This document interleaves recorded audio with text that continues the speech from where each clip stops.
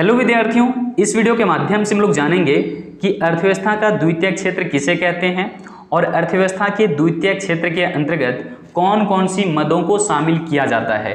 यहाँ पर ध्यान रखिएगा कि अर्थव्यवस्था के द्वितीयक क्षेत्र को हम लोग अंग्रेजी में कहते हैं सेकेंडरी सेक्टर।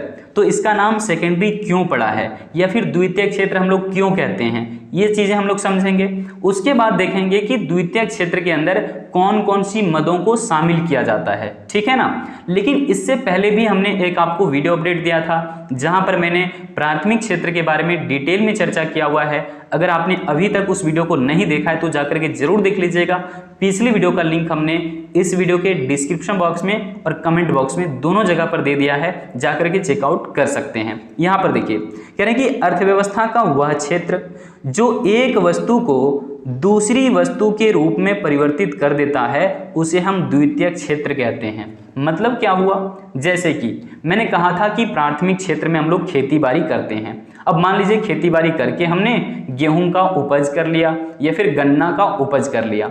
अब हम चाहते हैं, मान लीजिए कि गेहूं हमारा पहला वस्तु है, लेकिन गेहूं से चाहते हैं कि आटा तैयार कर लिया जाए। तो गेहूं हमारा पहला वस्तु है लेकिन आटा हमारा क्या है, दूसरा वस्तु है या फिर दूसरी वस्तु है।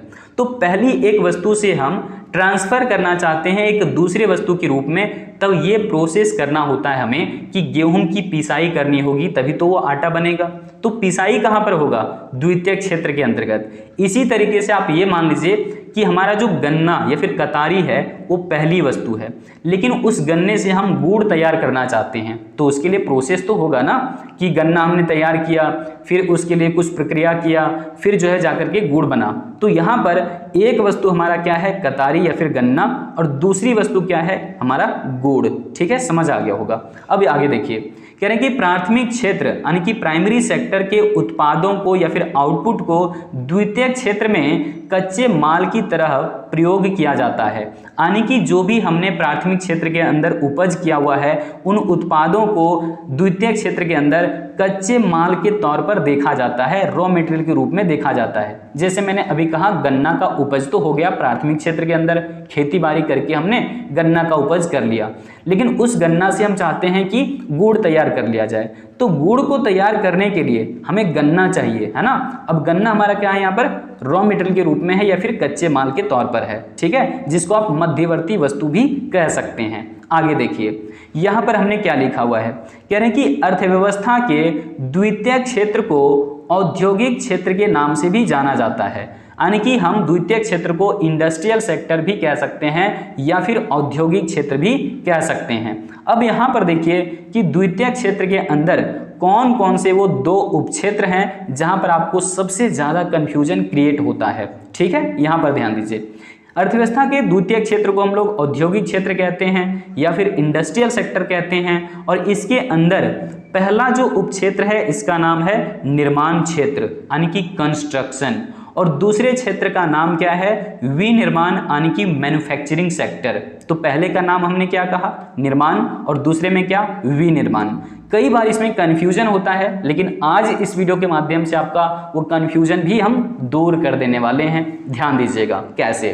कह रहे हैं कि जो औद्योगिक क्षेत्र में लगे हुए लोग होते हैं ना, वो दो तरीके से यहाँ पर बांट दिए जाते हैं। सबसे पहले कुछ होते हैं कुशल मजदूर जो कि स्किल लेबर होते हैं, बहुत अच्छे से काम को जानते हैं, कैसे क्या यूज करना है, कौन सी औजार कहाँ पर कैसे इस्तेमाल करना है, सब कुछ इन्हें मालूम होता है।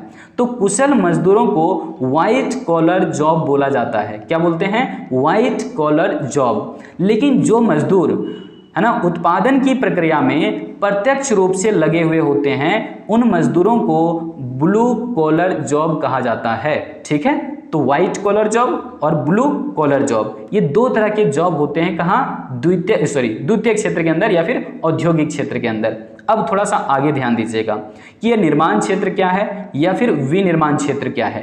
तो दो हम लोग जो उपक्षेत्र देखे, निर्माण क्षेत्र, इसका नाम अंग्रेजी में क्या हमने कहा, कंस्ट्रक्शन सेक्टर। देखिए कंस्ट्रक्ट करने का मतलब होता है बिल्कुल मजबूती के साथ तैयार किया गया है। अब ये जहीं पर है वहीं पर रहेगा, इसको हटाया नहीं जा सकता, यानी कि हम दूसरे जगह इसको उठा करके नहीं ले जा सकते। तो ये कंस्ट्रक्ट हुआ है, यानी कि जहीं बना वहीं रहेगा, तो हम लोग इसको कह रहे हैं निर्माण क्षेत्र। देखिए क्या है यहाँ पर लिखा हुआ है, कह रहे हैं कि यह औद्योगिक क्षेत्र का ऐसा उपक्षेत्र है जिसके अंतर्गत किसी अस्थायी परिसंपत्ति का निर्माण किया जाता है। क्या बोल रहे हैं? अस्थायी परिसंपत्ति का निर्माण किया जाता है। ध्यान दीजिएगा, मतलब कि जैसे फैक्ट्री का निर्माण जहीं बना है फैक्ट्री वहीं रहेगा, सड़क का निर्माण सड़क जहीं बना है वहीं रहेगा, पुल का निर्माण पुल जहीं बना है वहीं रहेगा। बिहार में तो पुल बह भी जाता है ना तो यहाँ पर पुल का निर्माण क्या है? अस्थायी निर्माण। सड़क का निर्माण क्या है? अस्थायी निर्माण, क्योंकि हम इन चीज़ों को दूसरे जगह उठा करके नहीं ले जाते हैं, ठीक है ना। अब यहाँ पर देखिए तालाब का निर्माण भी क्या होगा? अस्थायी निर्माण। तो ये सब जो है निर्माण क्षेत्र के अंदर शामिल किए जाते हैं। किसी भी बिल्डिंग को तैयार करना हो कहाँ जाएगा? निर्माण क्षेत्र के अंतर्गत। लेकिन अब यहाँ पर थोड़ा सा ध्यान दीजिएगा, हमने क्या लिखा हुआ है। कह रहे हैं कि निर्माण क्षेत्र में शामिल होने वाली परिसंपत्तियों को अचल परिसंपत्ति या फिर नॉन मूवेबल प्रॉपर्टी कहा जाता है। अचल संपत्ति मतलब क्यों? क्योंकि हम इसको दूसरे जगह उठा करके नहीं ले जा सकते, ये अस्थायी रूप से जहां बना है वहीं रहने वाला है, तो इसीलिए इसको नॉन मूवेबल प्रॉपर्टी कहते हैं या फिर अचल परिसंपत्ति कहते हैं। क्लियर हो गया? अब देखिए आगे यहाँ पर दूसरा जो क्षेत्र आपने देखा, यानी कि दूसरा उपक्षेत्र कह लीजिए औद्योगिक क्षेत्र का, यह है आपका मैन्युफैक्चरिंग सेक्टर या फिर विनिर्माण क्षेत्र। ठीक है, कई बार यहाँ पर कंफ्यूजन रहता है, इसलिए हम डिटेल में यहाँ पर बात करेंगे।